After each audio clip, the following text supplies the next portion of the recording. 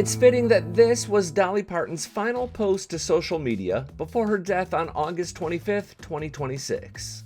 She and Kenny Rogers were inseparable, and in this brief flashback, we see everything we loved about her and them. Her talent as a vocalist and entertainer, the energy she brought to any room she walked into, her cheeky sense of humor. Not only is Dolly Parton one of the all-time great singers and songwriters, I'd argue that she's one of the all-time great entertainers. Top 3 maybe? Comment below. Remarkably, that's probably the second best thing she did in life. Subscribers know that we don't mess around with really teasy videos that make you wait like 8 minutes for some really lame payoff, so I'll just go ahead and spoil it now. Kyle Young from the Country Music Hall of Fame probably summed it up best in his message on Tuesday. Dolly Parton's legacy is not celebrity, but humanity. Man, I love that. And listen, I could bore you with a list of high-dollar donations, but if you're watching, you probably know the basics. I don't think he's only referring to Dolly's philanthropy, however. It's her humility and the sheer empathy she had for anyone suffering. Tim McGraw hit the nail on the head when he said she was the blueprint. Quote, "Everything she did it with kindness, grace, and that famous wit and smile. There will never be another Dolly Parton," he writes. GLAAD President Sarah Kate Ellis said similar. Dolly Parton was not only the queen of country music, but indeed the queen of inclusivity and philanthropy. Here's my favorite part from a video sent announcing her death, posted by Dolly's nephew Brian Seaver. Dolly was a farmer, just like her daddy. He farmed the soil, she farmed songs and happiness. This was her secret. Dolly Parton invited everyone to the party, and once you were there, she made you feel like the guest of honor. Her songs did that too.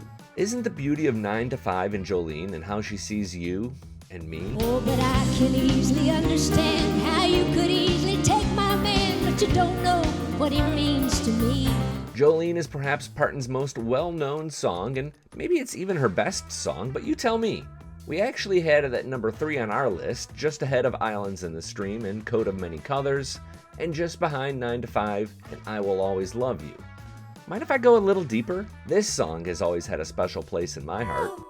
Little sparrow, fly so high. How about this? We go on. Bluegrass, gospel, holiday music. Dolly did it all, and she also did it all with friends. Some of Dolly's greatest recordings are her duets with others, legends like Porter Wagoner and Bill Anderson, to contemporaries like Post Malone and Beyonce. That was Rockin' Years with Ricky Van Shelton from 1991, and believe it or not, that's the last of Dolly's 25 number 1 hits. She had more than any other female in country music, and many more were top 10 songs, including this duet with Willie Nelson. Everything's beautiful in its own way. Man, if that's not a mission statement. In many ways, a younger fan of country music needs to work to find Dolly's deep cuts. Typically, you only hear a few select hits, so you miss moments like that one with Willie Nelson. Certain songs really hit different today, like this number 1 hit with Brad Paisley. Yeah, when I get where I'm going. Her greatest song is I Will Always Love You, if not because of its power and beauty, then because of its commercial success. Forbes says that Dolly made $10 million off that song alone. Whitney Houston made it a hit, and Dolly Parton watched it become a hit single on 3 separate occasions, including this forgotten duet with Vince Gill from 1995 that I think just might be the most perfect duet ever. I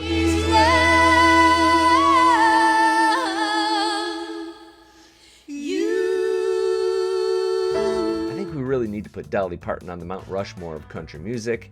In fact, I think she's probably first position. Apologies in advance, but I'm gonna skim over Dolly's acting credentials. I'm gonna get that gun of mine, and I'm gonna change you from a rooster to a hen with one shot. That's her in the movie 9 to 5, opposite Lily Tomlin and Jane Fonda, both of whom paid tribute to her. Jane called Memories of Dolly blessings. Quote, "She had a survivor's instinct and seemed to always know just what to do, just what to say to make things right," Jane writes. And then she'd stick her butt out of the car window and moon Kenny Rogers home. I mean, I kind of want to hear the rest of that story, but maybe another day. There were thousands of tributes to Dolly. Some were funny, most were sad, all were personal. She's not gone. I know exactly where she is, Carrie Underwood writes. She was one of one, and no one will ever come close. The outpouring is so personal because Dolly always made it personal. If you've got kids, they probably are sad to hear that the book lady died. If you're older, you may recall the woman who'd tell it like it is on late night television. Number 1 Dolly Parton pet peeve. Nobody notices I've got a great ass, too. If you live in East Tennessee, you know Dolly as the woman who came to the rescue when fires destroyed that area in 2016. She was also the first to donate after every emergency, and her money always seemed to come no strings attached. The Imagination Library, the Dollywood Foundation, the Dolly Parton Children's Hospital, it was all so selfless. Even the way she died was as generous as possible. Forgive me for speculating here, but it feels like Dolly's health was worse than she shared. For over a year, Dolly would appear on video joking about how doctors were giving her a tune-up or an oil change, and she was just taking care of some things that she'd been neglecting as she cared for her late husband, Carl. Cancellations started to mount, but she assured us it was full steam ahead with career plans. Heck, she might even find a way to tour again. As recently as August 21st, 4 days before she died, Dolly said she was having, quote, hard times with my health. She suggested things were magnified on social media, and that, quote, even though I'm healing, I'm still working. Before that, on August 14th, she sent this video in her place during the opening of another roller coaster at Dollywood. And sometimes I get a little dizzy, and I get dehydrated. And I'm dehydrated. And so my national boxers kind of clipped my wings, saying, you ain't traveling this week. So I guess if the doctor tells you you ain't traveling this week, you ain't traveling this week. It wasn't just dizzy spells and dehydration. We now know that the day Dolly gave that interview to People, she entered a hospital in Nashville, and she never returned home. She'd been quietly battling cancer, and while her team called it a short battle, I can't help but wonder if once again that's just her protecting us from the idea of her suffering. This video is meant to be a celebration of Dolly Parton, so I promise I'm going to end it with a heartwarming moment. Dolly's team says she'll be remembered with a private ceremony. You get a true sense of her awareness about how important she was in her nephew's statement, and I'm going to close with that clip. Dolly would never say it, but she truly was a pillar. I'm Billy Dukes for Taste of Country. Thanks for watching, and thanks for subscribing. Dolly called me and said she wants to rest in a beautiful bed of plush cotton because after a life wearing heavy rhinestones, she finally deserves to be comfortable and have some rest. Rest in peace, Aunt Dolly, Aunt Granny, Gigi. May God bless Dolly Parton, and may God bless you all. She will always love you.